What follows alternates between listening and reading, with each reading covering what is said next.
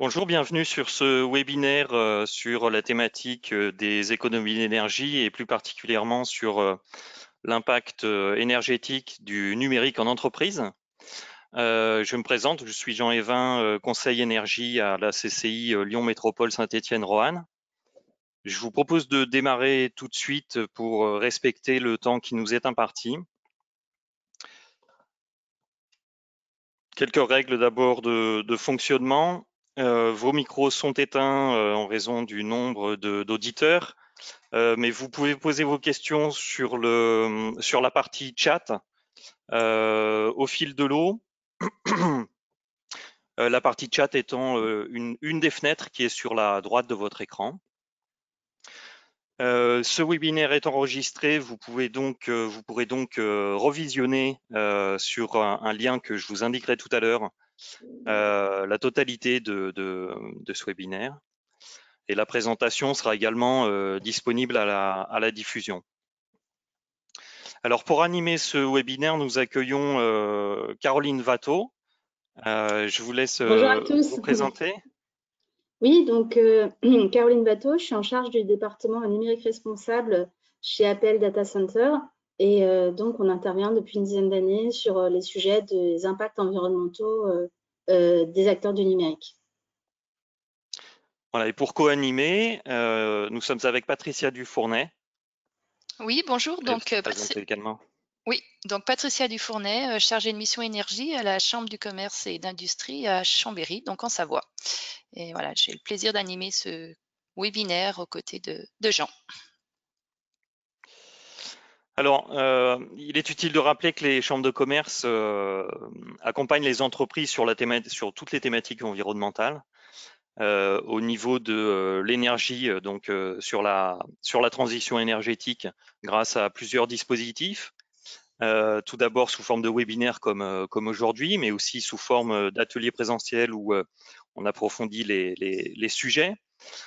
Sous forme de dispositifs de prédiagnostic ou de ce qu'on appelle les visites énergie. Voilà, ou encore sous forme de demi-journée de conseils sur des thématiques particulières grâce à des interventions de bureaux d'études sur votre site. J'ajoute que ces dispositifs sont la plupart du temps, peuvent être la plupart du temps financés en grande partie. Vous en avez le détail sur la page dédiée du site de la Chambre de commerce et d'industrie Auvergne-Rhône-Alpes. Plus particulièrement, aujourd'hui, ce webinaire sur l'énergie est adossé à une opération qui s'appelle IMPAWATT. C'est un programme européen qui vise à améliorer la performance énergétique des entreprises. Par performance énergétique, on entend moins de quantité, moins de consommation pour le même service apporté. Donc c'est une plateforme sur Internet sur laquelle vous pouvez trouver un ensemble de ressources sur toutes les thématiques de l'énergie, de la transition énergétique. On va d'ailleurs faire je vais vous présenter d'ailleurs cette plateforme. On va aller sur le lien rapidement. On va faire un petit essai pour vous montrer. Voilà, je pense que ça s'affiche. C'est bon, oui. Alors, c'est une plateforme qui fonctionne par inscription. Grâce à cette inscription, vous allez pouvoir déterminer quelques critères qui sont propres à votre entreprise et qui vous permettront d'affiner les résultats que vous pouvez avoir sur les recherches de contenu. Donc là, si on prend un petit exemple, j'ai fait une simulation. Vous voyez tous les critères qui s'affichent à droite. Donc ça, c'est ce qui correspond à une société fictive, hein. Et puis on peut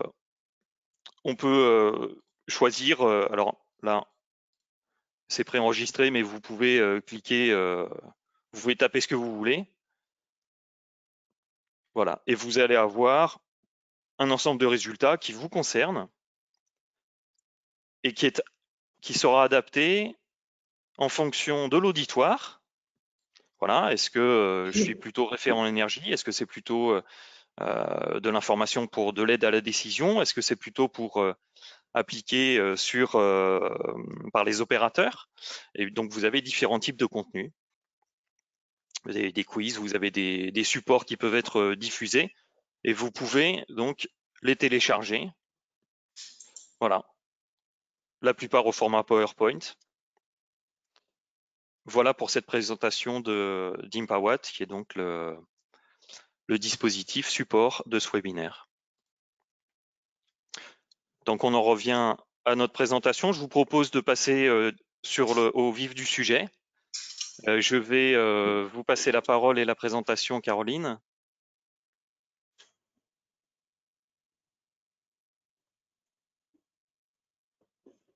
Du coup, il faut que je...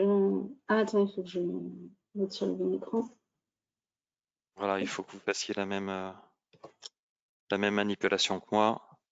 Donc afficher le diaporama.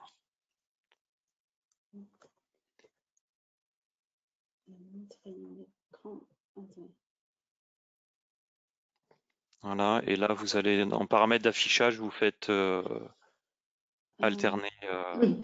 Ouais, c'est ça. Voilà, parce que là on voit Le mode présentateur. notre contrôle en fait. Voilà, c'est ça. Paramètres d'affichage. Là, c'est...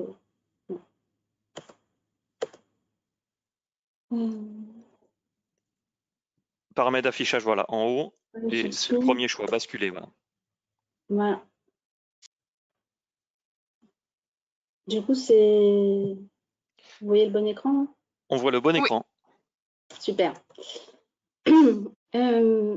Merci Jean pour cette introduction. Du coup, le sujet aujourd'hui, c'est de parler de la transformation digitale. Donc, la transformation digitale, c'est un changement majeur qui concerne l'ensemble des entreprises et organisations publiques, qui concerne toutes les activités, donc qui n'épargne aucune typologie d'activité. Et le concept, c'est de comment les services évoluent pour se digitaliser. Développer des nouveaux services. Donc, cette transition, en fait, permet de voir émerger des nouveaux modèles et des nouveaux produits, des nouvelles façons de consommer. Mais en contrepartie, on se rend compte aussi que l'ensemble des organisations deviennent ICT dépendantes, en fait, dès que on a une rupture de continuité d'activité au niveau des outils informatiques, elles peuvent avoir des impacts significatifs sur le fonctionnement de l'entreprise.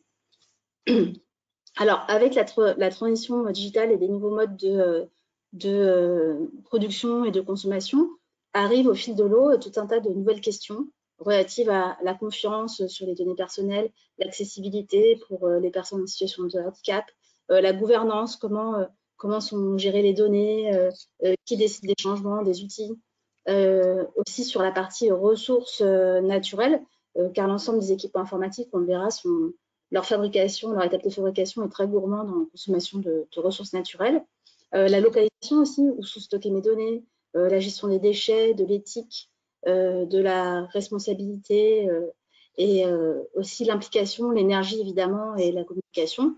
Donc avec cette transition majeure qui concerne l'ensemble des organisations, arrive tout un lot de questions. Et parmi celles-ci, celle qu'on va traiter aujourd'hui, c'est quels sont les impacts environnementaux de cette transformation. Alors rapidement, donc APL, c'est un bureau d'ingénierie spécialisé dans la conception, réalisation des infrastructures numériques comme les data centers, qui sont des grands centres, grands ou petits centres de données qui permettent de traiter, stocker et faire transiter les informations, les données. Donc, on a depuis plus de 36 ans, on a à peu près 70 personnes, principalement des ingénieurs. Et au sein d'APL, moi, j'ai la charge du département numérique responsable qui accompagne l'ensemble des acteurs du numérique dans une transition digitale qui soit plus responsable. Alors, au sein de mon département, la perspective que l'on présente généralement, c'est que l'environnement, la préservation de l'environnement et la préservation des ressources ne doit pas être vue comme une contrainte réglementaire avec tout le code de l'environnement qui s'applique évidemment aux entreprises, mais plutôt comme une opportunité d'innover et de se différencier et de développer des modèles qui soient durables. Et ce que l'on constate aujourd'hui, c'est que l'ensemble des acteurs du numérique se posent des questions que l'industrie ou d'autres secteurs d'activité se sont posés il y a des dizaines d'années sur l'efficacité énergétique et environnementale des procédés. Et donc, au quotidien, on accompagne les acteurs du secteur dans la mise en place de démarches durables. Donc, qu'il s'agisse de éditeurs logiciels, opérateurs cloud, data center, grands comptes, sur toute la chaîne de valeur. Alors, donc, quelques chiffres un peu pour illustrer le fait que le secteur numérique connaît une forte croissance, que ce soit en termes de données, d'usage, mais aussi d'emploi, de modèles économiques et de croissance. Donc, c'est un secteur qui aujourd'hui se développe fortement, qui offre des perspectives intéressantes à l'échelle globale. Néanmoins, on constate aussi que les acteurs du secteur sont de plus en plus challengés sur les impacts sociaux et environnementaux de leur activité. Le principal sujet étant qu'il s'agit d'une pollution immatérielle, dans le sens où quand on utilise une application, quand on développe un logiciel, on n'a pas vraiment l'impression d'impacter l'environnement, parce que les pollutions elles ont lieu soit en amont, soit en aval de ce service. Donc, il faut savoir que les impacts environnementaux sont multiples et se situent à toutes les étapes du cycle de vie des différents équipements. En termes de fabrication, l'industrie électronique est très consommatrice d'eau, d'énergie, de matières premières et de tous les impacts environnementaux associés. En termes d'utilisation, donc des métaux dont certains sont considérés comme des métaux rares et critiques dont les gisements seront épuisés d'ici quelques années. Épuisés peut-être pas, néanmoins il faudra de plus en plus d'énergie pour les extraire, avec donc de plus en plus d'impact sur l'environnement. En termes d'utilisation, aujourd'hui les experts situent l'impact environnemental du numérique entre plutôt 2 et 5% des émissions de gaz à effet de serre mondiales. Donc c'est des émissions qui sont en augmentation, à l'inverse d'autres secteurs d'activité où les émissions tendent à réduire. À l'échelle française, le numérique représente entre 2 et 15% de la facture d'électricité nationale. Un autre enjeu, c'est que les équipements électroniques dont on peut utiliser à titre professionnel ou personnel deviennent rapidement des déchets. Donc des déchets qui sont des déchets dangereux, déchets d'équipements électriques et électroniques qu'il convient de traiter sur des filières de démantèlement et de valorisation. C'est loin d'être le cas sur 100% du gisement, attendu que Interpol évalue à 70% les volumes de déchets qui font l'objet de commerce illégal et qui se retrouvent dans des poubelles de déchets électroniques à l'autre bout du monde. Donc c'est un réel enjeu à l'échelle globale, je dirais. Plus après, au niveau de l'utilisation, au niveau législatif, petit à petit, on réglemente sur les impacts sociaux du numérique, sur le droit à la vie privée, sur la sécurité des données, sur le droit à la déconnexion, le droit à la connexion aussi. Et un des principaux enjeux est que aujourd'hui, on a une dispersion des objets électroniques dans les foyers. Donc, l'ADEME a publié une étude comme quoi on avait plus d'une centaine d'objets électroniques dans nos foyers. Et ces déchets qu'il va falloir orienter vers des filières de traitement qui consomment de l'énergie et qui augmentent aussi la consommation d'énergie des logements et des entreprises. Alors, on se retrouve confronté à une équation qui est relativement simple. La digitalisation massive de la vie personnelle et professionnelle associée à l'augmentation du nombre de personnes connectées à l'échelle internationale fait qu'on a une explosion, on assiste à une explosion des usages du numérique et de tout ce qui est associé. Plus de données, plus de terminaux, plus d'infrastructures réseau et plus de centres informatiques. Alors, dans le cadre d'une approche environnementale, on se pose généralement 3 questions qui sont très simples, très basiques. Combien de kilowatts ou d'énergie primaire pour une entreprise, une application, un usage du numérique, qui, au long de la chaîne de valeur, a les leviers les plus efficaces pour réduire cet impact environnemental et quelles sont les bonnes actions à mettre en place, les bonnes pratiques à mettre en place pour le réduire. Face à cette triple problématique, triple question sont associés 3 problèmes. Le premier étant que on parle souvent d'énergie ou émissions de gaz à effet de serre. Néanmoins, on voit que le secteur numérique génère d'autres impacts environnementaux qu'il ne faut pas négliger, comme les consommations d'eau et l'épuisement des ressources naturelles, entre autres. Deuxième problème, les impacts environnementaux se situent à toutes les étapes du cycle de vie des équipements et qui ne sont pas forcément pilotés par les mêmes personnes entre les fabricants, les utilisateurs et ceux qui vont gérer les entreprises de la filière de fin de vie. Donc, il faut vraiment qu'il y ait une cohérence globale et de surcroît, pour développer un service numérique, il y a une multitude d'acteurs qui se succèdent entre les équipementiers, les opérateurs de data center, les éditeurs logiciels, les opérateurs réseau, les fabricants de terminaux, etc. Et l'objectif, c'est d'avoir une démarche qui soit vraiment globale et qui puisse embarquer un maximum d'acteurs. Alors, quelques éléments de définition. Donc, sur le sujet du numérique responsable, classiquement, on oriente, on identifie 4 approches différentes et qui sont complémentaires. Donc, tout ce qui est Green for IT, c'est comment je mesure l'impact environnemental ou la consommation d'énergie de mon système d'information en tant qu'entreprise ou organisation publique, en intégrant tous les composants que je vais mettre à disposition de mes collaborateurs, plus la partie data center, plus la partie réseau. Donc, ceci étant fait, comment est-ce qu'on peut le réduire, l'améliorer? Un autre sujet, c'est le Green by IT. Donc là, ça va plutôt concerner les éditeurs logiciels ou ceux qui développent des services numériques. Dans quelle mesure les nouveaux outils numériques peuvent être une solution pour atteindre les objectifs de la transition environnementale, à savoir comment est-ce que le numérique nous permet de travailler à distance, donc de réduire les déplacements, comment le numérique permet d'optimiser les procédés, comment le numérique permet de réduire les intrants sur les parcelles agricoles ou de développer des modes de consommation et de production qui soient plus efficients. Donc ça, on est sur le Green by IT. Attention néanmoins à bien s'assurer qu'il n'y a pas de transfert de pollution d'un sujet transport ou gestion énergétique du bâtiment vers un autre sujet qui soit la solution numérique en elle-même. Il ne faut pas que la solution impacte plus que le problème. L'éco-conception, troisième approche, le concept est très simple, c'est quand vous développez un produit ou un service numérique, de se poser très en amont les questions relatives aux impacts environnementaux pour pouvoir les maîtriser et développer des produits. Donc là, on est vraiment dans une approche de service vendu, commercialisé par une entreprise ou utilisé en interne. Mais du coup, cette démarche d'éco-conception, elle représente un réel levier en termes de valeur ajoutée, parce que finalement, c'est comment est-ce que je développe ou je propose à mes clients et utilisateurs des sujets qui soient, des produits qui soient plus durables. Dernier point, donc ça va concerner ce qu'on appelle le Green by Use. Donc, dans ce cas-là, il y a un très gros levier aussi sur la sensibilisation et l'éducation.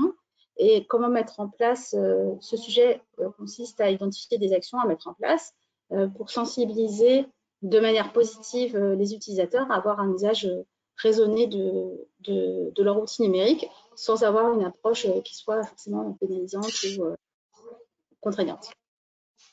Alors, au niveau de l'entreprise, je vous ai repris une étude qui a été réalisée par WWF et Club Green IT en 2018, qui évalue les impacts environnementaux des systèmes d'information des entreprises et qui ont été ramenés à l'échelle de 1 collaborateur. Donc, en moyenne, sur le périmètre étudié, chaque collaborateur qui vient au travail le matin et qui utilise sa messagerie, son ERP, son CRM, ses outils métiers, etc., de stockage de l'entreprise, va générer chaque année plus de 5700 kWh d'énergie primaire. Donc, c'est l'impact lié en ayant bien évidemment une approche cycle de vie, en prenant en compte la globalité du système. Ça correspond aussi à 800 kg de gaz à effet de serre, plus de 13 mètres cubes d'eau et 3 kg de déchets électroniques. Donc, finalement, la digitalisation du travail génère ces impacts-là à l'échelle de 1 collaborateur. Après, c'est une moyenne, mais ça permet d'avoir des premiers éléments de mesure. Après, où se situent les impacts? Donc, c'est sur la partie de droite et on voit que selon les indicateurs, les impacts ne se situent pas au même endroit, à savoir que sur la partie énergie qui nous intéresse aujourd'hui, quasiment 70% de l'impact est lié à l'utilisation. Donc, les actions efficaces pour réduire l'impact énergie, ça va être d'optimiser les consommations d'énergie de mon système d'information. Tandis que sur les autres sujets, les impacts se situent au niveau de la fabrication. Donc là, les bonnes pratiques, ça va plus être d'allonger la durée de vie des équipements, rationaliser mon parc, optimiser mes ressources informatiques. Et ensuite, sur le tableau qui est en bas à droite, vous voyez la répartition des impacts environnementaux, donc toujours les mêmes. selon les différents composants du système d'information. Donc, on voit sur la partie énergie que le principal impact se situe au niveau de l'environnement utilisateur. Donc, ça va être le collaborateur et son poste de travail, son PC, ses outils, son téléphone. Et donc, c'est l'enjeu qui va être le plus important à traiter. Ensuite viennent la partie centre de données, le data center, puis ce qu'on appelle la DSI et tous les équipements associés à ce département. Encore une fois, il s'agit d'une moyenne et qui reste ajustée par rapport à chaque contexte. Concernant le niveau de maturité des entreprises, j'ai repris une étude qui a été réalisée par l'Alliance Green IT en 2017, qui s'appelle le baromètre des pratiques Green IT en France, où en fait, on a toute une série de questions. Donc, tous ces documents, ils sont consultables en ligne. Vous pouvez récupérer sur le site internet de WWF de l'Alliance Green IT. Donc, en 2017, on a, et c'est un baromètre qui est réalisé tous les 2 ans, on a pu poser une série de questions à des entreprises et des organisations publiques sur un échantillon représentatif, vu qu'on avait à peu près 700 retours au questionnaire, pour voir dans quelle mesure étaient mises ou pas mises en place les bonnes pratiques Green IT. Donc, on voit qu'il y a des sujets qui sont beaucoup plus matures que d'autres. Par exemple, le sujet de la paramétrage des imprimantes pour éviter gaspillage de papier, gaspillage d'encre, ça, c'est un sujet qui est très clairement traité, de même que tout ce qui va concerner l'achat de papier labellisé ou le recyclage du papier. Par contre, un autre sujet, ça va être plutôt sur la partie data center, où en fait, on voit qu'il y a plus de la moitié des entreprises qui ne décommissionnent pas, donc c'est-à-dire qu'ils ne débranchent pas les équipements, que ce soit des serveurs ou des équipements de stockage qui ne sont plus utilisés. Donc, c'est des équipements qui continuent de consommer de l'énergie, même s'ils n'ont plus d'utilité. Près de la moitié des entreprises ne mettent pas en œuvre les bonnes pratiques sur la gestion des salles informatiques. Donc là, on va vraiment être sur les sujets de performance énergétique. À peu près un tiers achète du matériel reconditionné ou d'occasion. Donc ça, c'est un réel levier parce que du coup, ça permet d'allonger durablement la durée de vie des équipements. Et un quart des entreprises interviewées commencent à intégrer le Green IT ou numérique responsable dans sa stratégie d'entreprise. Beaucoup forment sur les bonnes pratiques éco-responsables. Par contre, plus de la moitié ne connaissent pas les consommations d'énergie de leur parc informatique. Donc, ce qui est intéressant de retenir, c'est que selon les sujets, il y a des sujets qui sont plus ou moins matures et plus ou moins déployés au sein des entreprises et que par contre, vous pouvez à votre échelle récupérer cette étude et prendre la liste des bonnes pratiques et voir lesquelles peuvent être mises en place rapidement dans votre organisation pour réduire les consommations d'énergie et l'impact environnemental de votre activité. Donc, les bonnes pratiques, elles se situent à plusieurs niveaux. Tout ce qui va être les infrastructures du parc informatique, le data center, la gestion de l'impression, la gestion des déchets, la gestion des achats, la mise en place de gouvernance avec une stratégie, intégrer le numérique responsable dans la stratégie de l'entreprise, la gestion du poste de travail et quand vous êtes la gestion des applications. Alors, sachant que là, on a repris un peu les mêmes thématiques, les principaux leviers sur la partie achat, ça va être avant tout dimensionner correctement ses besoins. On voit que sur l'ensemble du secteur numérique, il y a du gras partout. Il y a un gros problème de surdimensionnement et qui peut aller d'un facteur 2 à 10. Donc, vraiment, en se posant les bonnes questions et dimensionnant selon le principe du juste assez, il y a un réel levier, alors à la fois économique et aussi en termes de performance énergétique. Utiliser des équipements issus du réemploi. Aujourd'hui, les filières se structurent pour permettre, pour pouvoir fournir aux entreprises des équipements de qualité issus du réemploi et donc sur leur deuxième vie. Intégrer le numérique responsable dans sa stratégie achat, que ce soit sur les équipements, sur l'énergie. Et évidemment, intégrer la notion du green by design, c'est-à-dire que dès que vous développez un nouveau service ou une nouvelle application, de se poser très en amont la partie, le sujet des impacts environnementaux.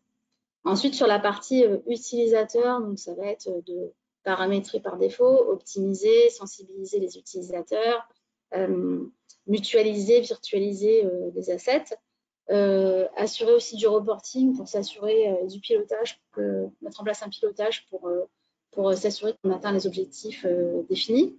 Et finalement, en fin de vie, favoriser le réemploi des équipements, orienter ces déchets vers les bonnes filières de fin de vie et pour chapeauter le tout, mettre en place une gouvernance avec un pilote, impliquer les collaborateurs de l'entreprise et évidemment déployer des outils de mesure. Alors, au niveau du responsable informatique, il y a de nombreux leviers à mettre en place. Celui qu'on va présenter de façon plus détaillée, c'est celui de l'éco-conception des services numériques. Donc, si vous développez ou proposez à vos clients des services numériques, quels qu'ils soient, il y a un réel levier au niveau de la conception de ces services. Tout d'abord, un élément de définition. Le service numérique, il se définit par... il a une fonction. Du coup, on peut ramener ça à ce qu'on appelle une unité fonctionnelle. Donc, c'est une unité de mesure qui peut être faire un transfert bancaire ou alors avoir un compte utilisateur, regarder une vidéo sur des sites de streaming pendant 1 heure. Voilà, quel est l'usage à quoi sert le service numérique. Donc après, excusez-moi, je vais peut-être juste poser une question qui pourra peut-être permettre de comprendre un peu plus par la suite. On me demande en fait qu'est-ce que la gestion des assets? Les assets, c'est les équipements informatiques. Donc ce soit c'est l'ensemble de tous c'est les biens en fait. Donc c'est les équipements informatiques, qu'il s'agisse de laptop, de smartphone, d'équipements dans le data center. Voilà. Donc sur le service numérique, c'est pour délivrer un usage pour l'utilisateur final. On va solliciter évidemment le centre informatique, des équipements terminaux, donc qui va être un smartphone, un PC ou des objets sur le territoire, qui vont envoyer des données via les réseaux télécoms. Et ces données vont être traitées dans des centres de données. Et on a toute une couche plusieurs couches de services, enfin de logiciels qui s'empilent pour permettre d'orchestrer ces différents composants. Donc, si on est dans une approche service numérique, il faut vraiment prendre en compte tout ce qui est nécessaire, par exemple, pour réserver un billet de train. Donc, ça, j'ai besoin de mon téléphone, qui va envoyer des données sur le réseau, qui vont être traitées dans le site de la SNCF ou notre centrale de réservation, et qui vont me retourner des résultats. Donc, on prend en compte toute la sollicitation des différents composants et à l'aide de méthodes d'analyse de cycle de vie, on va transférer ces flux en impacts environnementaux, qu'il s'agisse de consommation d'eau, consommation d'énergie, production de déchets, épuisement des ressources naturelles, émission des gaz à effet de serre. Donc ça, c'est le principe de la définition du service numérique et de l'évaluation de ses impacts sur l'environnement. Quand on veut intégrer une démarche d'éco-conception, il faut avant tout définir à quoi sert le service. Et selon où on se situe, on va voir que la définition peut varier. Par exemple, est-ce que la finalité d'un réseau social, c'est de envoyer des messages à ses proches ou est-ce que c'est de collecter des informations sur les utilisateurs? Donc, il peut y avoir différentes fonctions et selon ce que l'on considère, les résultats ne seront pas forcément les mêmes. Donc, c'est une fois qu'on a défini la fonction et qu'on a identifié une unité fonctionnelle, c'est d'identifier et prendre en compte toutes les étapes du cycle de vie des équipements associés au service et modéliser quels en sont les impacts sur l'environnement. Évidemment, en intégrant les terminaux, le réseau et le centre informatique, qui sont les 3 tiers physiques de l'architecture, et mettre en place aussi un dialogue avec les parties prenantes, parce que finalement, plus on va se rapprocher des fournisseurs, plus ils pourront nous proposer des solutions alternatives qui impactent moins l'environnement, et plus on va se rapprocher des utilisateurs, et plus on pourra se concentrer sur les fonctionnalités essentielles et donc enlever tout ce qu'on appelle le gras numérique lié aux fonctions qui ne sont pas utilisées et qui mobilisent quand même des ressources. Après, le dernier point, oui. Là également, je vais vous interrompre. Est-ce que vous pouvez donner un exemple plus précis d'unité fonctionnelle dans le numérique? Alors, par exemple, regarder 1 heure de vidéo en streaming sur un smartphone en 4G, voilà, sur une plateforme. Ou alors, ça peut être participer à un webinaire de 45 minutes depuis mon PC et ma ligne ADSL ou fibre optique. Ou ça peut être, par exemple, piloter pendant 1 année les consommations d'énergie d'un bâtiment grâce à des objets connectés. Ou afficher une page web, ou par exemple faire un acte d'achat en ligne, faire une demande de crédit en ligne sur un site bancaire, etc. Donc là, c'est sur des exemples très concrets. Sur des exemples plutôt B2B, on va être sur délivrer un compte utilisateur pendant un an. Quel est l'impact d'un compte utilisateur pendant un an sur un outil de CRM, par exemple, qui sert à gérer la relation commerciale, ou alors réaliser toutes les étapes d'un workflow process via un outil numérique sur des process industriels, sur tout type de procédés. Donc, une fois qu'on a mis en place un dialogue avec les parties prenantes et qu'on a mis en place des outils de mesure, évidemment, des obligations, un passage incontournable, c'est effectivement d'améliorer la performance environnementale en évitant le transfert de pollution, sachant qu'après, on peut développer des outils très compliqués qui mesurent plein de choses, mais l'objectif, la finalité n'est pas l'outil, mais l'amélioration. On garde ça à l'esprit. Un retour d'expérience sur l'éco-conception des services numériques pour vous prouver que c'est une démarche qui est très efficace. Il s'agit de l'opération Green Concept qui a été menée en collaboration avec la Chambre de commerce et d'industrie de la région Occitanie. Donc, c'est une action qui a duré 3 ans et pour laquelle on a été missionné, donc APL avec Bureau Veritas et greenIT.fr pour accompagner une trentaine d'entreprises qui souhaitaient éco-concevoir leurs services numériques.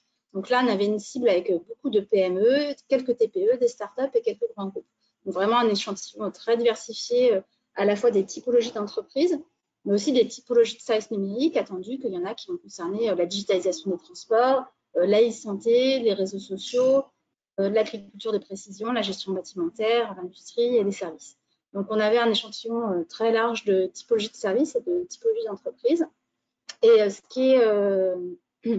qui est impressionnant sur cette opération, c'est qu'en fait, on constate qu'à partir du moment où on commence à mesurer, en fait, on identifie des énormes leviers de réduction. Et en moyenne, je dis bien en moyenne, sur l'ensemble des 28 projets accompagnés, on a divisé par 3 les impacts environnementaux. Donc, pour un même service délivré, on consomme 3 fois moins de ressources, on émet 3 fois moins de gaz à effet de serre, on consomme 3 fois moins d'eau pour un même service délivré. Donc ça, c'est une démarche qui peut s'appliquer à toute typologie de projet d'entreprise, depuis les startups, les TPE, jusqu'aux grands groupes. Alors après, au niveau des utilisateurs, je vous ai repris du contenu que vous pouvez encore une fois récupérer sur le site de l'Alliance GreenIT, où on a mis en place une campagne de sensibilisation à destination du grand public. Et cette campagne, elle est axée sur 3 thématiques. Donc, la première, ça va être l'acquisition et la fabrication des équipements. La seconde, ça va être sur l'utilisation des équipements. Et la troisième, sur la fin de vie des équipements. Donc, on a repris des chiffres clés que vous-même pouvez utiliser dans le cadre de vos campagnes de sensibilisation sur l'épuisement des ressources. Chaque année, c'est 170 000 tonnes, ça fait 17 tours Eiffel d'équipements électroniques qui sont mis sur le marché en France. Donc avec des chiffres clés et surtout aussi des bonnes pratiques en tant que utilisateur ou professionnel grand public, quelles sont les actions que je peux mettre en place pour réduire les impacts liés à la fabrication. Donc là, je réfléchis à mon besoin réel, je compare, j'économise, c'est assez didactique dans l'approche.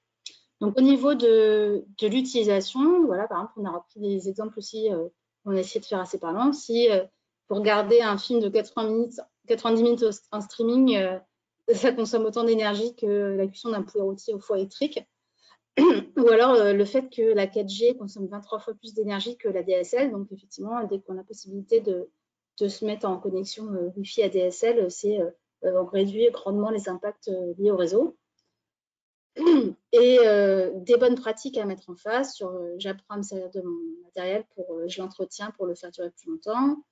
Je préfère les connexions Wi-Fi à la 4G. Je paramètre par défaut mes équipements.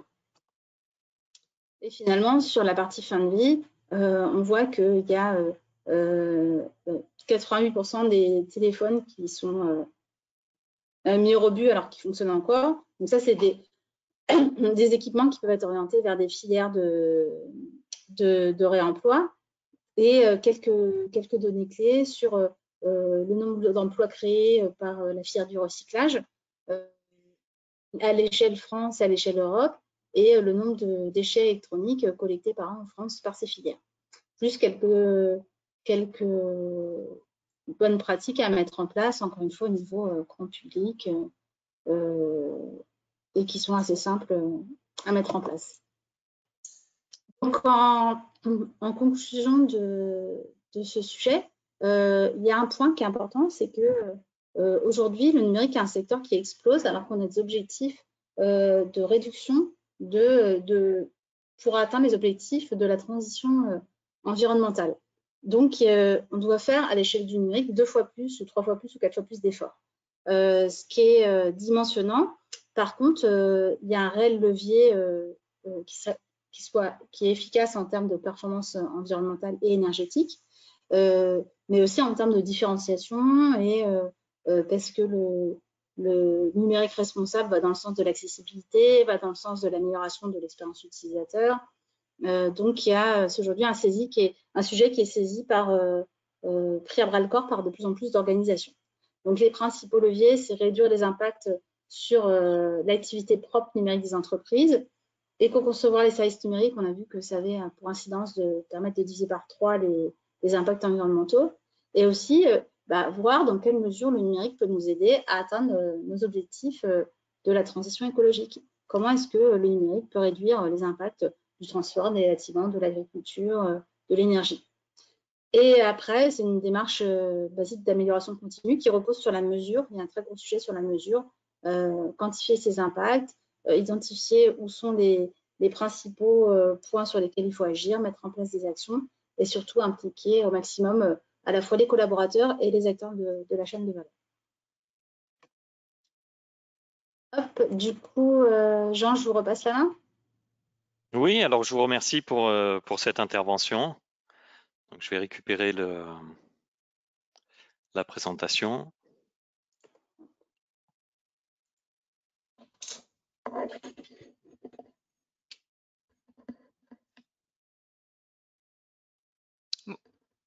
Voilà, ça doit arriver.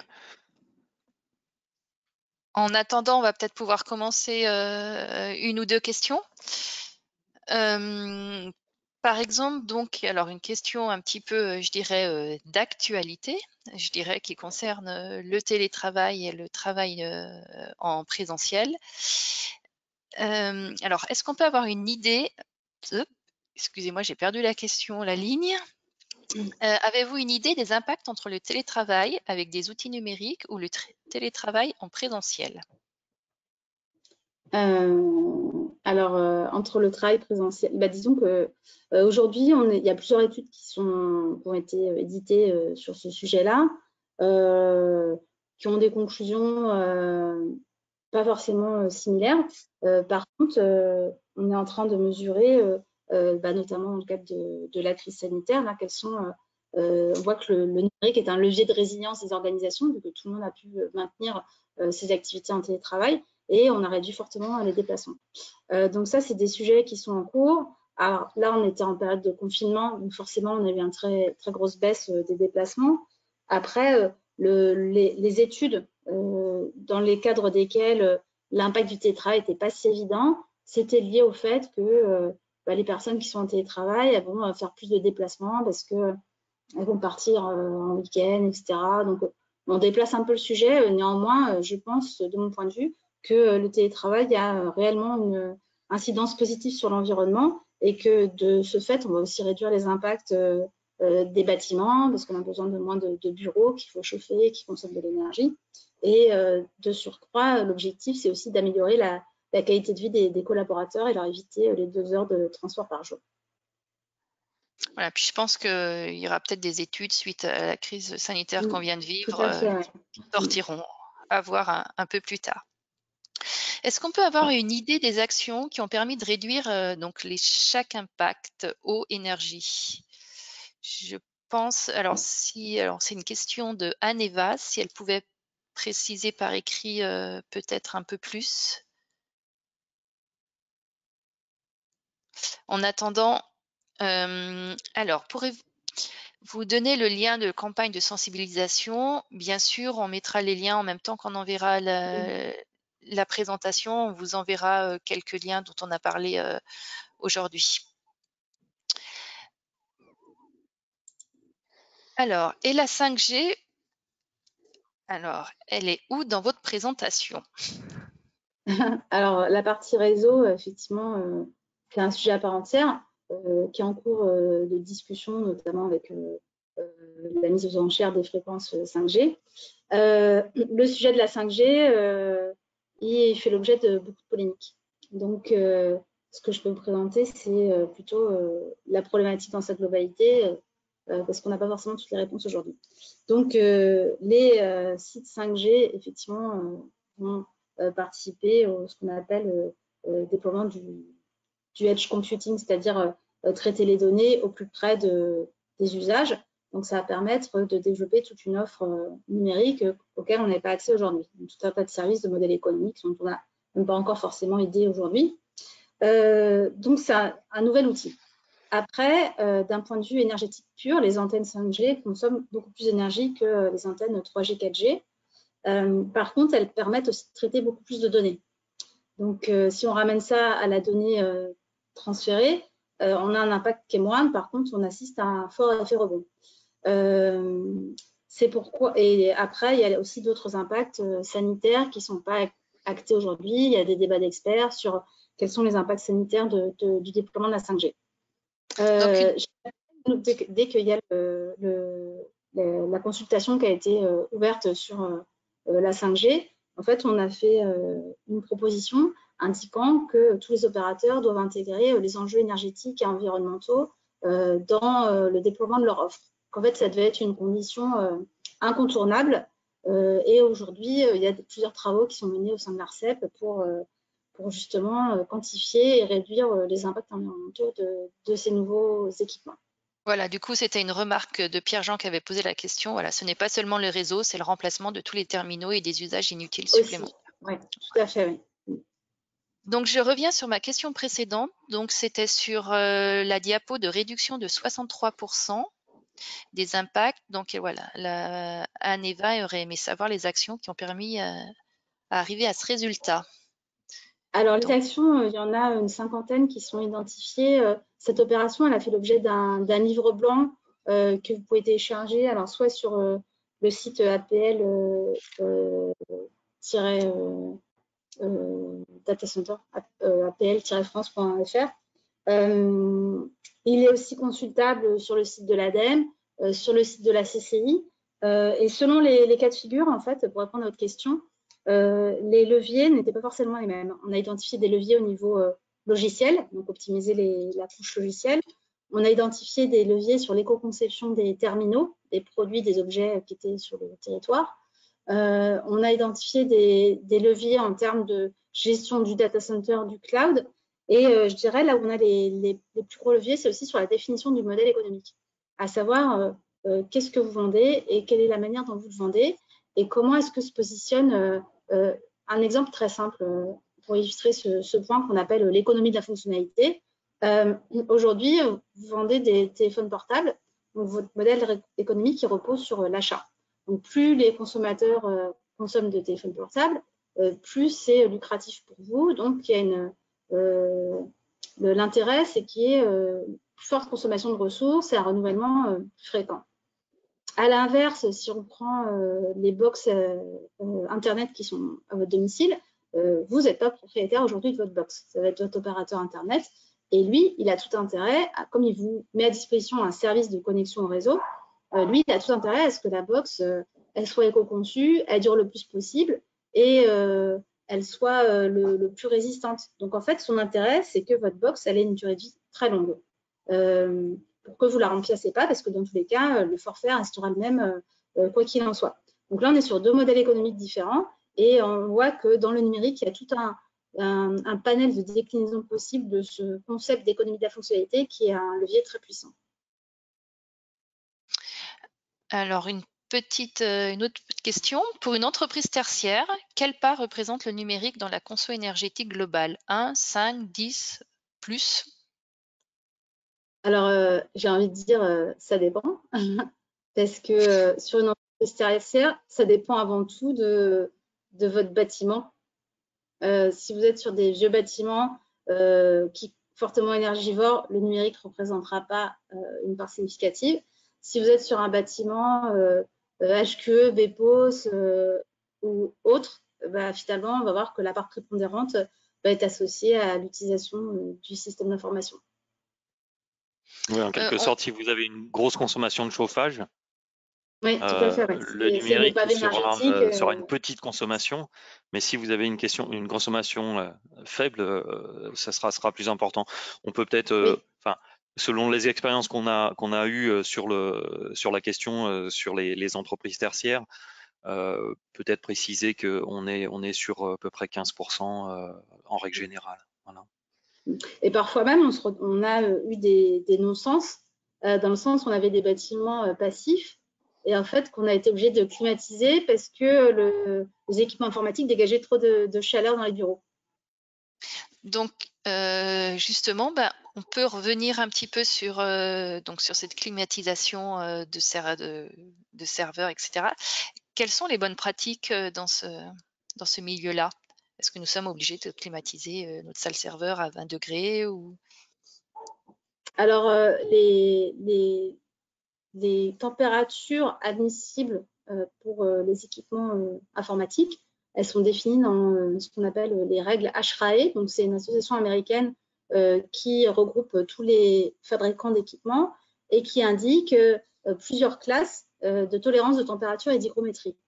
Donc, si vous respectez ces plages de température, ça signifie que les équipements pourront avoir un fonctionnement optimum. Si vous êtes à une température supérieure, du coup, vous avez un risque de surchauffe des équipements et donc de rupture de continuité d'activité. Et si vous êtes à une température plus basse, le risque, c'est que vous allez consommer trop d'énergie pour la climatisation. Ces règles, elles changent d'année en année. Aujourd'hui, on se rend compte que les équipements sont de plus en plus tolérants aux températures élevées, jusqu'à 27 degrés. Et par contre, il faut aussi anticiper le fait, est-ce qu'on se situe dans un data center ou plutôt dans une salle informatique. Et il y a des points qu'il faut prendre en compte, c'est le risque d'apparition de points chauds. C'est-à-dire qu'on peut avoir une température à 22 degrés dans la salle informatique, avec des points de chaud à 30-35 degrés. Et tout ça est régi par le bon respect de l'urbanisation de la salle informatique. Donc, selon l'endroit où vous positionnez les serveurs, selon la mise en place de couloirs chauds, couloirs froids, de confinement, au mieux vous confinez les flux d'air et vous les orientez très spécifiquement sur les équipements informatiques avec un circuit d'air qui va du chaud vers le froid. Et au mieux, vous pouvez augmenter les températures de votre salle informatique. Par contre, si rien de tout ça n'est en place, le fait d'augmenter la température vous expose à des risques de points chauds et donc de rupture de service. Donc, je vais peut-être poser une dernière question, parce qu'après, on est un peu pris par le timing. Donc, on répondra de toute façon à toutes vos questions voilà, on vous enverra un petit mail qui résume un petit peu tout. La dernière question qui est un peu plus technique, on va dire, est-ce qu'il faut mieux stocker sur cloud ou bien opter pour une solution d'hébergement en propre? Donc, si vous pouviez répondre assez rapidement. Alors, encore une fois, ça dépend. On a pas mal d'études qui sont en cours sur ce sujet-là. Pour être très basique, effectivement, l'émergence du cloud et la virtualisation des infrastructures permet de principe de réduire significativement les consommations d'énergie et l'utilisation des ressources. Par contre, ce à quoi on assiste avec ce nouveau modèle, c'est un effet rebond important. Et pour avoir plus d'éléments à cette question, je vous invite à aller sur le site de l'Alliance Green IT, www.alliancegreenit.org, sur lesquels nous avons déjà publié un livre blanc sur le cloud Ethyl Green et une petite vidéo de 3 minutes qui détaille un peu le sujet avec des avantages et inconvénients. Merci. Et par contre, ce que je voudrais dire, c'est qu'il faut que le cloud, au vu de son fort développement, a l'obligation d'être durable. Et aujourd'hui, ce n'est pas systématiquement le cas. Et par contre, il est urgent que l'ensemble des opérateurs cloud se saisissent du sujet pour proposer des solutions qui soient pérennes. Merci. Donc, je pense qu'on va clôturer là les questions au vu du timing. Juste une petite remarque, alors qui n'est pas du tout sur le numérique, mais qui est sur l'outil que nous avons présenté, Impawatt. Donc, cet outil est mis à disposition gratuitement aux entreprises. Elles peuvent s'inscrire gratuitement. Elles ne sont pas obligées d'être accompagnées par la CCI, mais la CCI donc propose de les accompagner gratuitement pendant sur cet outil et même sur un petit prédiag énergie. Donc n'hésitez pas à faire appel à nos services en plus de vous inscrire sur la plateforme. Donc je te laisse de nouveau la main, Jean, pour conclure. Oui, juste quelques petits rappels. Donc, vous avez sur l'espace de gauche de l'écran les futurs webinaires qui auront lieu à l'automne sur la thématique de l'énergie. Vous pouvez également revoir les précédents, donc c'est la colonne de droite, en allant sur le site de la CCI Auvergne-Rhône-Alpes. Voilà, vous avez les vidéos de ces webinaires.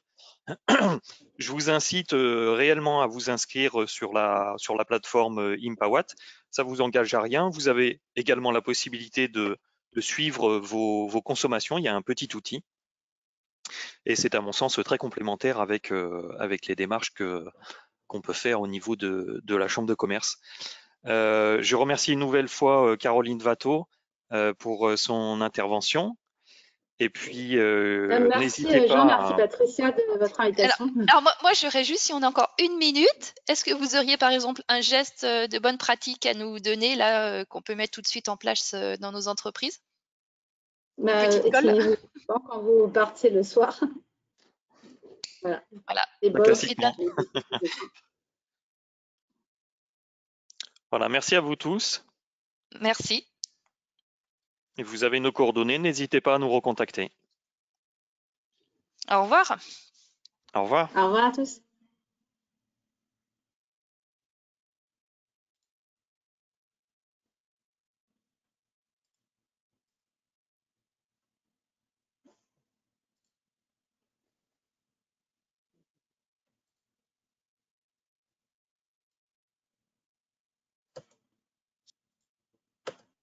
Patricia, je trouve pas le bouton pour arrêter la diffusion. Tu peux cliquer sur la croix en haut. Ah, donc ça va tout arrêter en fait. D'accord. Bon, on s'appelle tout de suite? Oui. Je clôt la salle là.